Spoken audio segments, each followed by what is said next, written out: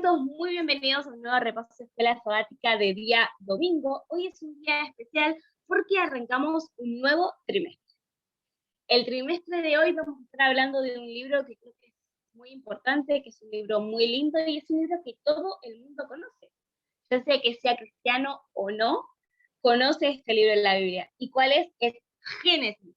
Vamos a estar hablando de Génesis y es muy lindo poder repasar todas las historias que conocemos, pero con un mensaje actual y siempre que leemos la Biblia, o al menos a mí me pasa, siempre encuentro algo distinto, algo nuevo, así que estoy muy feliz de eso, pero no voy a estar dando yo el tema del día de hoy. Tenemos ahí a un máster en teología, aunque capaz no tenga el título, pero es una persona que sabe un montón y siempre encuentra algo nuevo, o yo al menos cada vez que lo escucho, siempre encuentro algo que nunca había pensado y que digo, wow. Así que estoy muy feliz, muy contenta de que la persona del día de hoy sea Tito, así que el tiempo es totalmente tuyo, crack de cracks.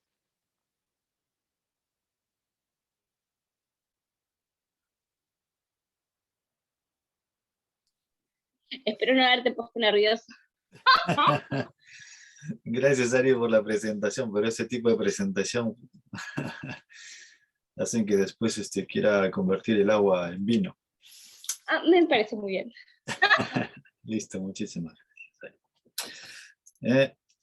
Muy bien, el día de hoy vamos a empezar un nuevo trimestre y ese nuevo trimestre lo vamos a empezar con algunos puntos que son bastante claves. Y para empezar, ya que vamos a hablar del Bereshit, vamos a utilizar el libro de Mateo. Vamos a leer el libro de Mateo, capítulo 19, versículos del 1 al 8. ¿Ya? Eso nos va a dar un apercibido de lo que es el libro de Génesis, el libro del Bereshit. Dice, ustedes saben el contexto, ¿no? Se acercan y le van a hacer algunas preguntas a Jesús. Dice, aconteció que cuando Jesús terminó estas palabras, se alejó de Galilea y fue a las regiones de Judea y al otro lado del Jordán. Y le siguieron grandes multitudes y lo sanó allí. Entonces vinieron a él fariseos tentándole, diciéndole, ¿es lícito al hombre repudiar a su mujer por cualquier causa? Bien, atención, ¿eh? Aquí estamos en un caso teológico. Acá estamos en un caso de teología donde los fariseos, los grandes maestros de la ley, los intérpretes de la ley, se van a acercar a Jesús y lo van a querer entrampar, le van a querer hacer una trampa, ¿no?, sobre teología. Y dice, él respondió y les dijo, ¿no habéis leído el que los hizo al principio? Miren lo que dice, al principio, ¿ya? Varón y hembra los hizo. Y dijo, por eso el hombre dejará a su padre y a su madre y se unirá a su mujer y a los dos serán una sola carne. Así que no son ya más dos, sino una sola carne, por tanto lo que Dios juntó no lo separe el hombre. Le dijeron, ¿por qué pues mandó Moisés dar carta de divorcio y repudiarla? Él les dijo, por la dureza de vuestro corazón, Moisés os permitió repudiar a vuestras mujeres, mas al principio no fue así. Miren, aquí estamos en un caso es una discusión de teología, donde Jesús, para responder a estas preguntas de teología, los va a llevar al libro de Génesis. Les va a decir, en el principio no fue así. Entonces, vamos a ver que Jesús y los teólogos, los apóstoles, van a hacer referencia al libro de Génesis para responder preguntas de hermenéutica, para responder preguntas de teología, para responder preguntas de justificación por la fe. Toda esa revelación que Dios nos ha dado a través de la historia y que los apóstoles que Cristo mismo utilizó estaban referidas en el Génesis, ¿no? Vamos a ver que es un libro que está para darnos muchas respuestas, para darnos respuestas concernientes a la alimentación, para darnos respuestas concernientes al estilo de vida, para darnos respuestas concernientes al matrimonio, a la historia del pueblo de Dios. Entonces, vemos que el Génesis va a ser un libro que va a ser utilizado no solamente por Cristo, sino también por los apóstoles.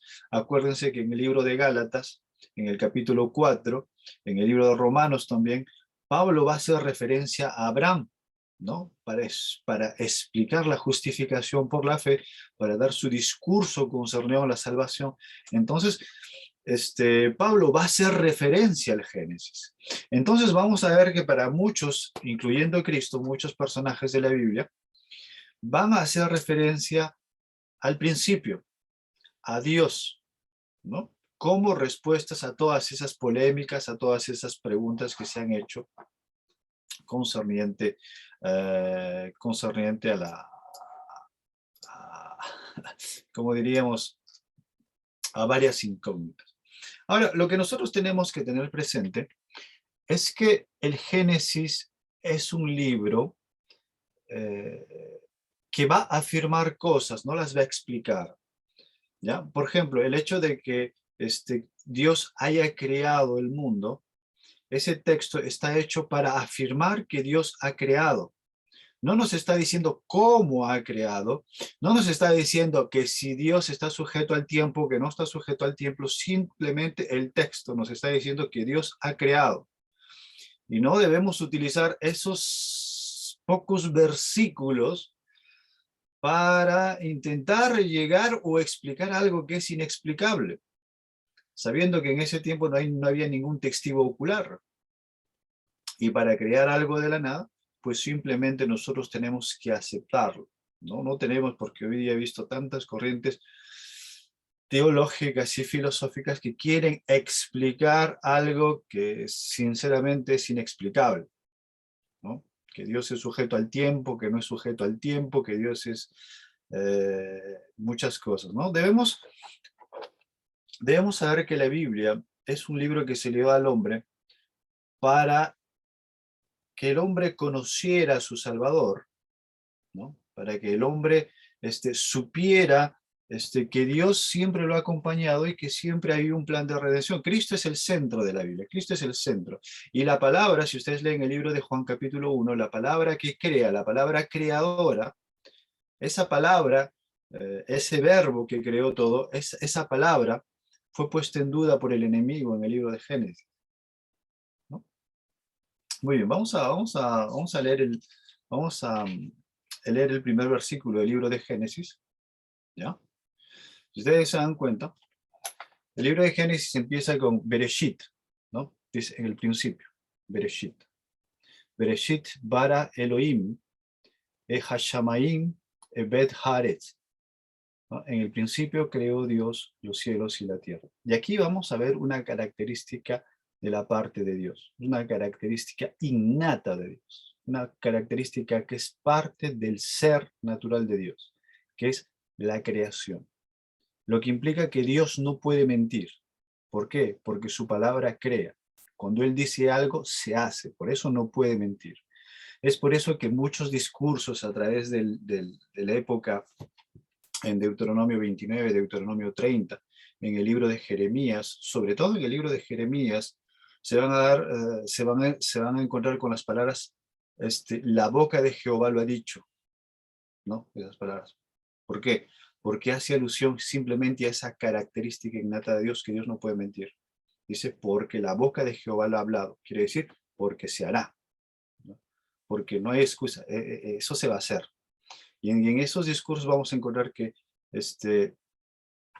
esas mismas atribuciones, esas mismas características que tiene Dios, la vamos a ver en el libro de Éxodo capítulo 19, donde dice que Dios es un Dios perdonador, que también es parte de su naturaleza el perdonar, ¿ya? Parte de su naturaleza el perdonar, parte de su naturaleza la creación. Esto es muy interesante. Y si ustedes nos vamos a ver, porque la lección nos habla un poquito de esta introducción del Bereshit, capítulo 1, versículo 1, en el día domingo nos va a hacer una pequeña alusión al libro de Salmos, capítulo 100. Vamos a leer el Salmos, capítulo 100. ¿Ya? Salmos, capítulo 100, los 3 primeros versículos, si no me equivoco, dice: Cantad alegres a Dios, habitantes de toda la tierra. Servid a Jehová con alegría. Venid ante su presencia con regocijo. Reconoced de Jehová que Jehová es Dios. Él nos hizo y no nosotros a nosotros mismos, pues suyos somos y oveja de su prado, ¿no? Esa palabra, cuando dice nos hizo, es la misma raíz hebrea que se utiliza en la creación en el Génesis 1:1. ¿No? Él creó, no nos hizo, Él nos creó. ¿Ya? Dice, entrad por sus puertas con acción de gracias, por sus atrios con alabanza, alabadle, bendecid su nombre, porque Jehová es bueno, para siempre su misericordia y su verdad por todas las generaciones, haciendo una vez más alusión a esas características de Dios, ¿no? Un Dios perdonador, un Dios creador. Y también, si no me equivoco, en el día domingo, hace una pequeña comparación entre Génesis 1:1, lo hace la lección, comenta que ese versículo hace que sea un Dios distante, ¿no? Hace que sea un Dios distante simplemente porque está el Elohim. Y después en el versículo Génesis, en el capítulo 2, en el versículo 4, dice que esa misma expresión del Elohim va a estar acompañado de la palabra Adonai, que va a hacer que sea un Dios más próximo, hablando ya de la generación, ¿no? Génesis capítulo 2, versículo 4, si lo podemos leer.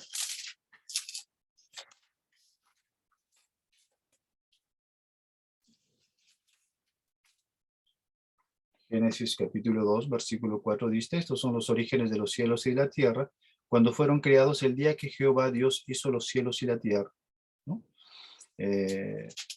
Y si seguimos leyendo, dice,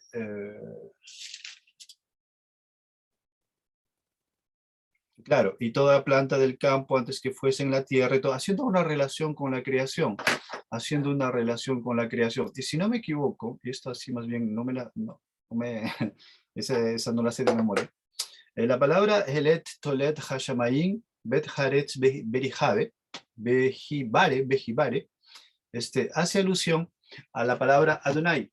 Adonai, que quiere decir el eterno, ¿no? El eterno Dios. Eterno Dios, Adonai Elohim, que quiere decir el eterno Dios creador, haciendo alusión a la eternidad que tiene Dios, a esa característica innata, a la eternidad, a esa característica que tiene la creación, un Dios creador, y haciendo alusión a la naturaleza misma, que la relacionamos con Éxodo 19 y que nos da una característica más, que es un Dios perdonador, ¿no? Son partes que el libro de Génesis, son características que el libro de Génesis va a mostrarle al lector.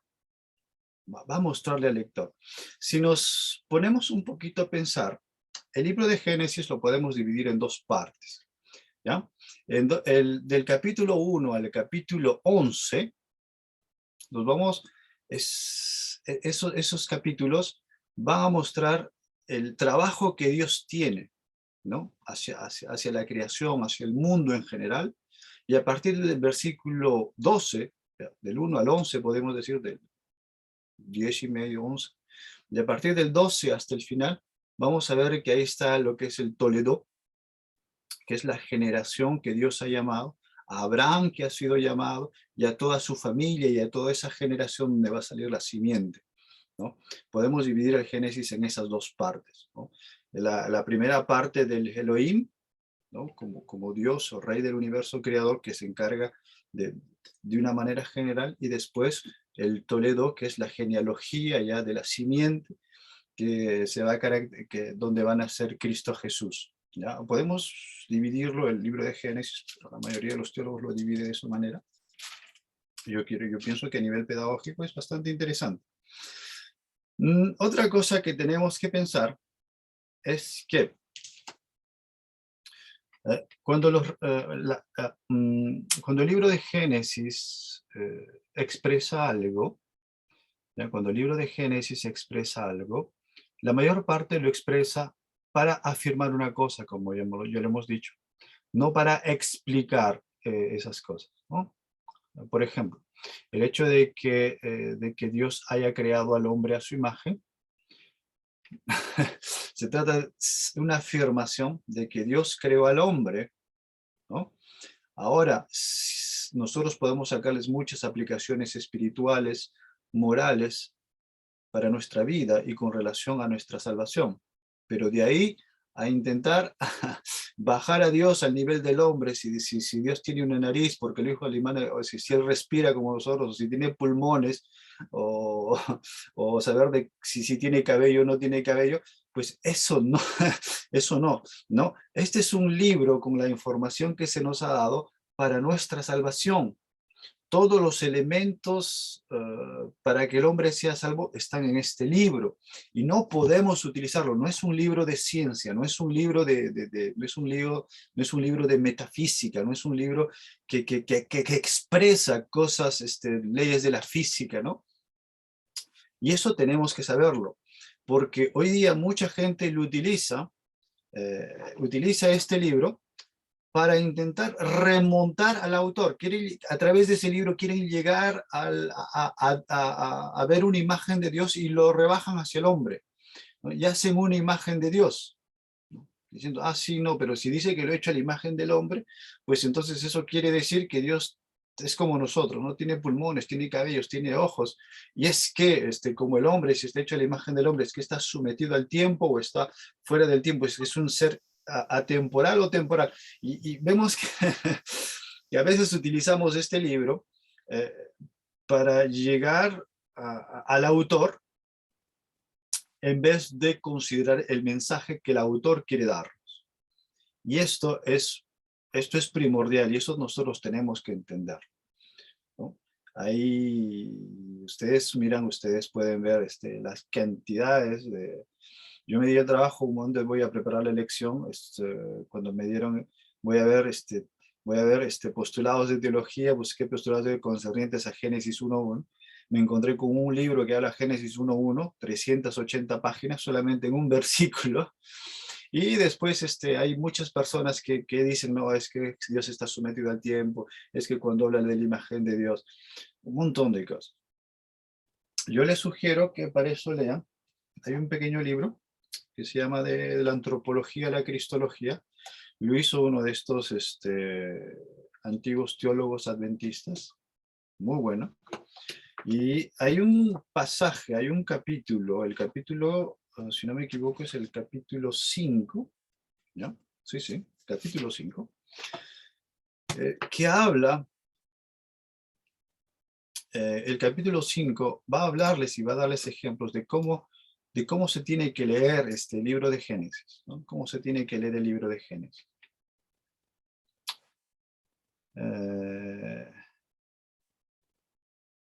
Jesús se hizo como hombre para demostrar a Satanás que aún sin su poder podría vencerle, y así nos dejó el ejemplo a nosotros. La verdad siempre vence.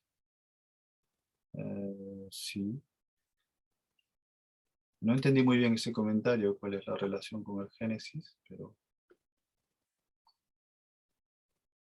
sus milagros los hizo en el nombre de Dios para darle gloria a Dios a él. Sí, claro, sí. Eso siempre hizo Cristo, ¿verdad? Lo que pasa es que, por ejemplo, ustedes saben que ese verbo... ok, sí. Discúlpame, me perdí un ratito, Elisa. Lo que pasa es que, miren, ¿no?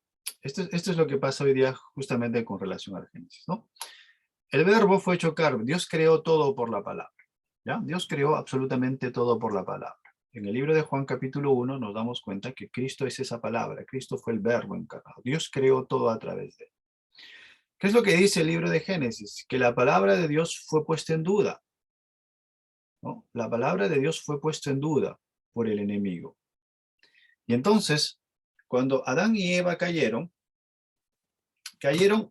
con su propio conocimiento. O sea, Dios les dijo, del árbol del bien y del mal no van a comer, ¿no? Dios ya se está atribuyendo el hecho de decir qué es lo que está bien y qué es lo que está mal, ¿no? Dice, no van a comer esto. Entonces Dios se da el atributo de decir lo que está bien y lo que está mal. Entonces el hombre va a poner en duda eso lo que Dios acaba de decir por argumentos del Satanás. Entonces va ustedes saben, un árbol de manzanas va a dar manzanas, un árbol de naranjos va a dar naranjos. El árbol del conocimiento del bien y del mal, ¿qué es lo que va a dar? Va a dar conocimiento del bien y del mal, ¿verdad? Por eso es el árbol del conocimiento del bien y del mal. Ahora, si se dan cuenta, ese conocimiento del bien y del mal va a estar ajeno a lo que Dios ya había dicho, porque Dios ya había dicho lo que estaba bien y lo que estaba mal. Dijo, no se acerquen al árbol, eso está mal. Obedezcan, eso está bien. Entonces, comer el árbol es desobedecer, y en esa desobediencia el hombre mismo se está atribuyendo, independientemente de Dios, a decir lo que está bien y lo que está mal, ¿no?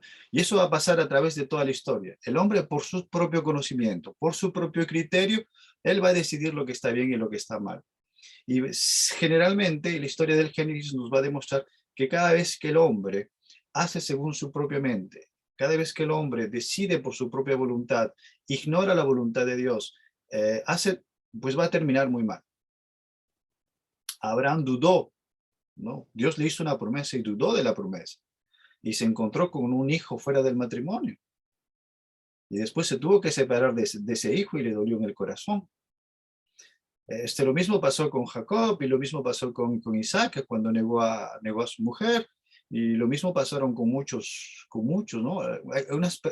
David, todas esas personas que en algún momento de su vida hicieron según su propia convicción, hicieron según sus propias fuerzas, hicieron todo según su propia mente, terminaron pues en muy mal camino, ¿no? Pero cuando el hombre se da cuenta que no es, como dice Elizabeth hace un momento, ¿no? Pero cuando el hombre se da cuenta que no es por su propia fuerza, que no es por su propio intelecto, que no es por su propia voluntad, que no es por su propio ingenio, conocimiento, que no es cuando él quiere, sino es cuando las cosas se hacen por voluntad de Dios, cuando Dios quiere, por su poder, por su fuerza, entonces se cumplen todas esas promesas descritas, no solamente en el libro de Génesis, sino, ¿cómo se dice? Redichas en el libro de Deuteronomio. Y esto es algo que nosotros debemos entender porque es un mensaje para nuestro tiempo. Cuando nosotros nos demos cuenta que no podemos por nuestras fuerzas, que no podemos por nuestro intelecto, por nuestra mente, que no podremos por todo lo que pueda, por todo lo que está en ¿no? Físicamente a nuestro alcance, sino que las cosas pasan por la voluntad de Dios, por su fuerza, por su poder, entonces nosotros podemos avanzar cristianamente, ¿no? Dice Elizabeth, fue un total engaño de Satanás porque ellos no necesitaban vivir en carne propia, que el bien y que el mal y sufrir, sino... Claro, definitivamente fue un engaño de Satanás. Acuérdense lo que dice el libro de Apocalipsis, ¿no? Dice que el engañador salió para hacerle guerra a los hijos de Dios, ¿no? Entonces, él está, y yo lo dije muchas veces, y lo vuelvo a repetir, a él no le interesa indoctrinarnos, a él no le interesa, que nosotros seamos satanistas o que nosotros nos volvamos, ¿no? A él lo único que les interesa es distraernos de Dios. Lo que va a ser de nosotros triunfadores, lo que van a ser de nosotros vencedores, según el libro de Apocalipsis, va a ser la estrecha relación que tengamos con nuestro Dios. El libro de Génesis es una expresión de esos ejemplos. ¿Por qué Abraham? Porque fue amigo de Dios. ¿Por qué su hijo? Porque su padre le comunicó y esa amistad. ¿Por qué Jacob? ¿Dónde conocer? No solamente la información de tener a un Dios, porque la información la tenemos todos, ¿no? Todo el mundo sabe de Dios. Pregúntenle a cualquiera, hasta un ateo, le va a decir, sí, Dios no existe. Él va a tener la información de Dios, todo el mundo, Dios. Pero muy pocas personas lo van a conocer y muy pocas personas van a tener esa relación con Él. Porque al final del camino, en ese gran juicio, la única pregunta que se nos va a hacer es, no se nos va a pedir el certificado de bautismo. No nos va a decir, ¿eres adventista? Pues entra al cielo. No, tampoco se nos va a decir, ¿te sabes las 27 doctrinas? No. ¿Te sabes esto? No. La única pregunta que se va a hacer es, ¿me has amado? ¿Me amas? Y el libro de Isaías en el capítulo 5 dice, ¿no? Tantas bendiciones le he dado a mi pueblo. Dice, le he sembrado una viña, esa viña, le he puesto una torre, le he sembrado en buena tierra. He trabajado tanto mi viña y yo quería que me dé frutos buenos, pero me ha dado frutos malos. Y dice Jerusalén, llamo a mis vecinos, ¿qué más he podido hacer por esta viña? ¿Qué más he podido hacer? Le he bendecido, le he dado salud, le he dado dinero, le he dado esto a mi viña. Y en vez de darme frutos buenos, me ha dado frutos malos. Vecinos, ¿qué tengo que hacer con esta viña? Y eso es lo que se nos va a decir a través del tiempo, en el libro de Génesis.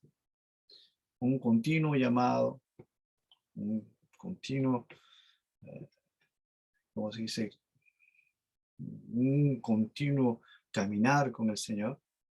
Y esa manifestación, ese Adonai Elohim y ese Elohim se va a manifestar en el libro de Génesis como un Dios poderoso, pero un Dios cercano a la vez.